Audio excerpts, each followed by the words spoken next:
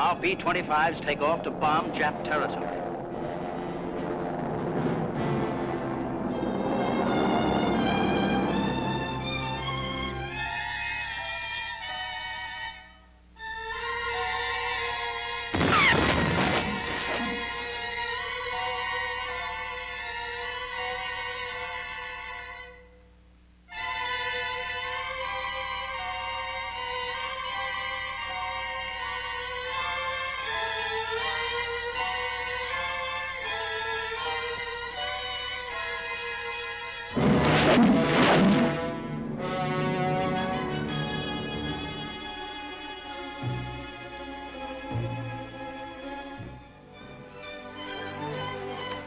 Well, boys, this is a baby you've just seen in action, the butterfly bomb.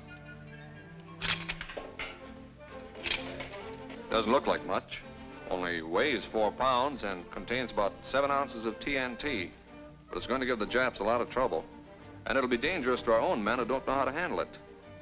It's a good anti-personnel and anti-morale weapon because it can be dropped in large numbers and can be set to explode in one of 4 ways.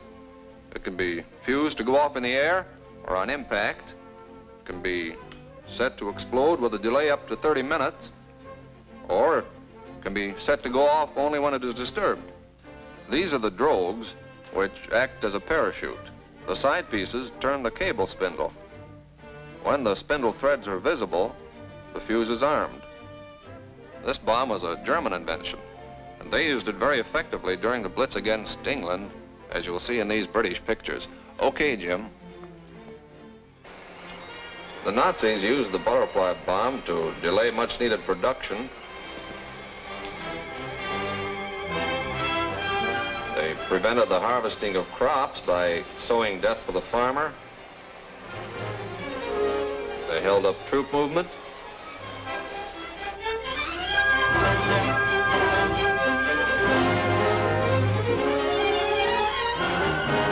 They tied up airport facilities.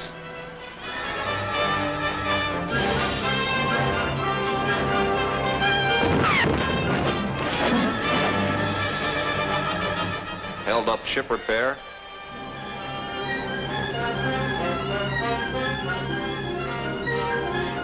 Interfered with training activities.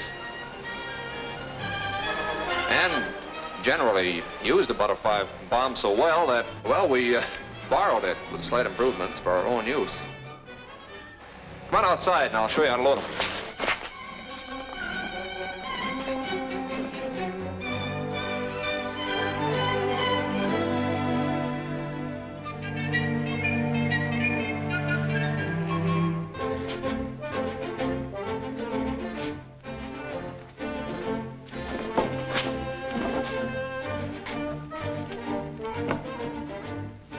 Hand here.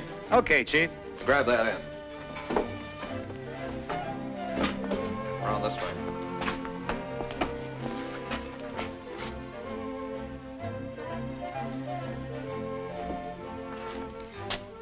This is the M16 500-pound cluster adapter. It'll hold 90 butterfly bombs after we load it. The suspension lug guards come off before we can open the cluster adapter. You got a screwdriver, Mac? Sure, Chief.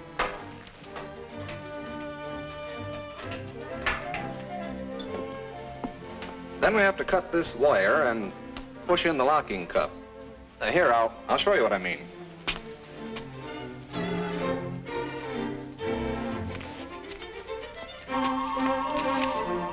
This is a cross-section drawing of the nose of the cluster adapter. Here's the wire and the locking cup which holds the top and bottom sections of the cluster adapter together. We cut the wire and the cup can be pushed back, as in this drawing.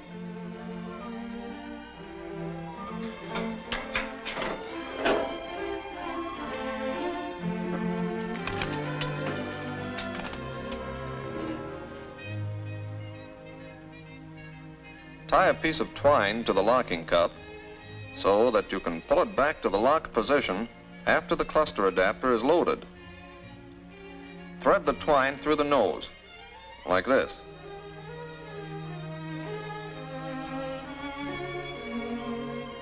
The butterflies are shipped 10 to a wafer.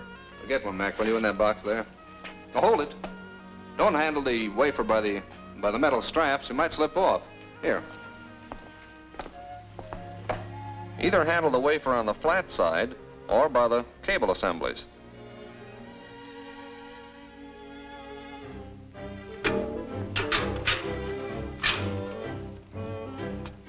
Always load the cluster from the center toward the end.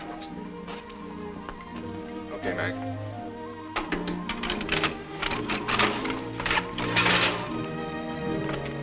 If the cluster is to be carried double suspension, the lugs are all set.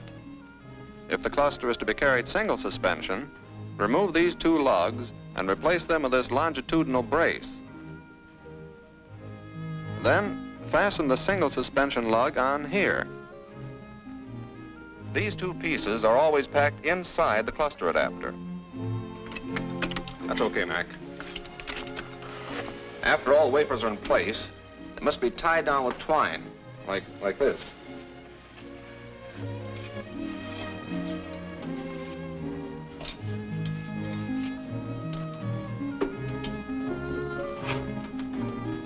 A square knot does it.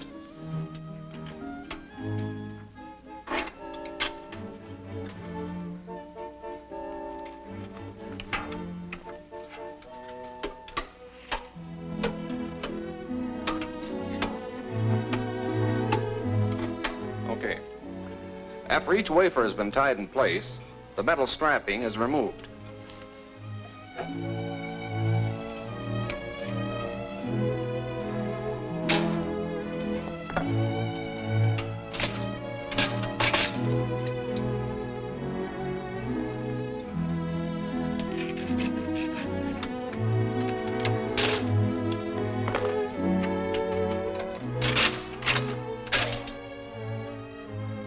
Now you try it, Mac.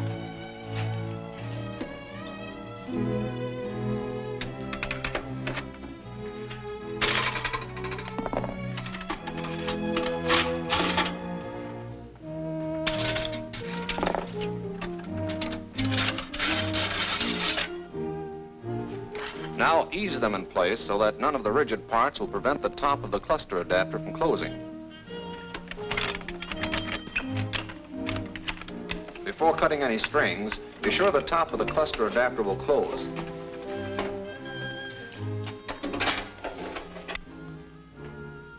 There, that seat's okay all around. Do we cut the twine now?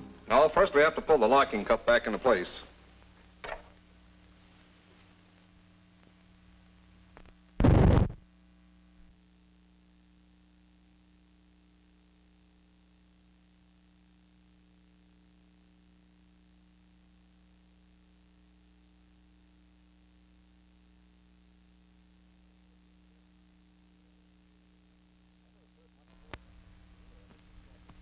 Never exert much force on this tool or it'll distort the cup.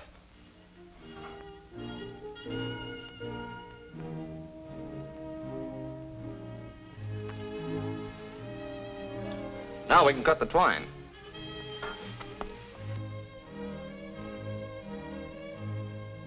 Just pull it out on your side, man.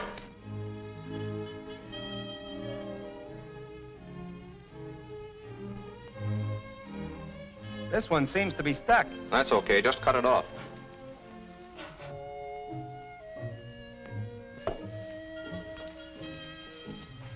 The M111A2 fuse is used in these clusters. It has delay markings from 5 to 92 seconds. When used in these clusters, it must always be set for 8 seconds or less. The fuse isn't installed until the cluster is locked in the bomb rack. A standard bomb fuse arming wire is used to keep the fuse safe until release. I get it. The cluster is dropped from the plane. When the fuse goes off, it blows back the locking cup. The cluster opens, and the butterfly bombs tumble out and settle to the ground. That's right. But what's this about always setting your cluster fuse for 8 seconds or less?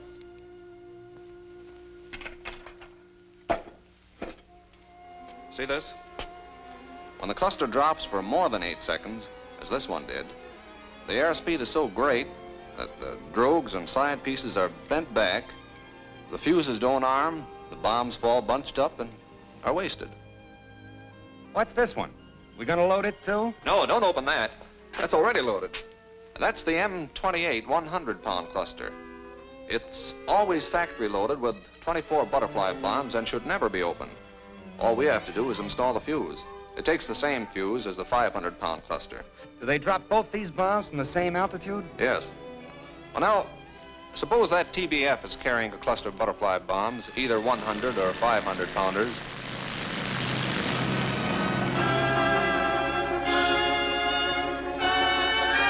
If the cluster is dropped from below 2,000 feet, the butterflies won't fall far enough to arm.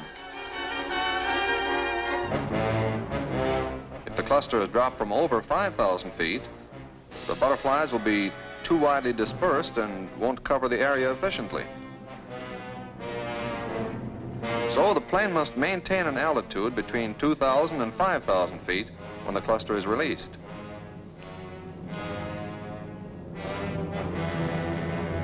When the fuse goes off, unlocking the cluster, the butterfly bombs tumble out. Their drogues open, and the side pieces cause the drogue assembly to turn, unscrewing the spindle, which arms the fuse. Here's a large model with the actual fuse on the left. This is an air or ground burst fuse, which has been set for air burst. Set for ground burst, the impact detent is allowed to stay up. Setting the fuse for air burst depresses the impact detent. When the fuse is armed, the spindle clears the release arm, which moves over past the depressed impact detent, freeing the striker.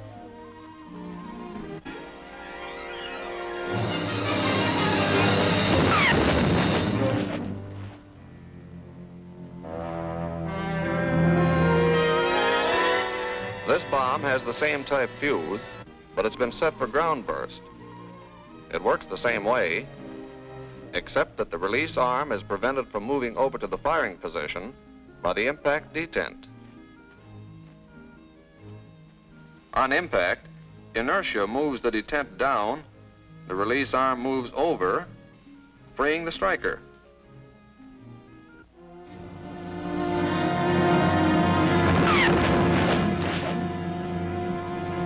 Here's a butterfly which has landed but not gone off. It has either a delay fuse or an anti-disturbance fuse. Neither has any visible identification. This is the delay fuse. The clockwork starts when the spindle is withdrawn to the armed position.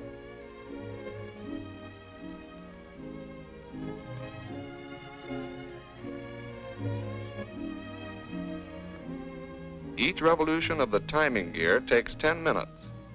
After a preset delay up to 30 minutes,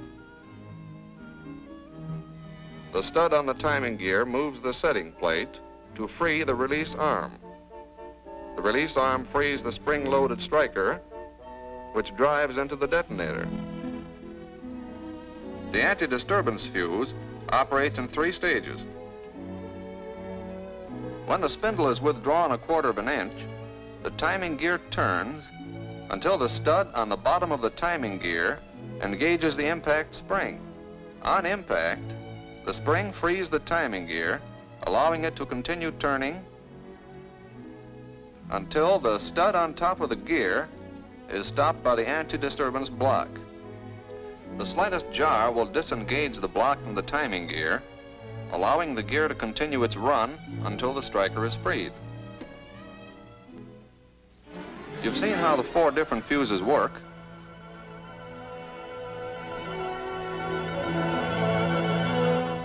These bombs may kill up to 25 yards. They may injure up to 150 yards. This is the usual oval-shaped pattern in which a cluster of these bombs will land. In this way, the entire area can be efficiently covered. And they'll be used against Jap airstrips, to delay and destroy their troops, tie up their bivouac areas, to demoralize their captive labor, to slow down their production centers.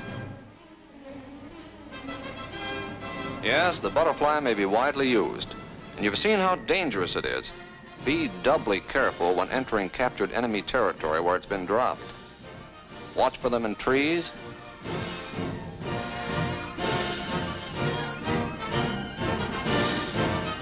watch for them on the ground.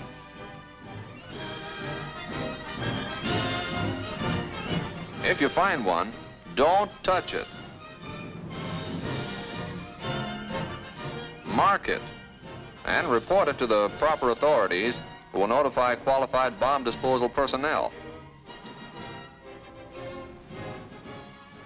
Don't ever consider a butterfly bomb a dud. Don't kid yourself. This could happen to you.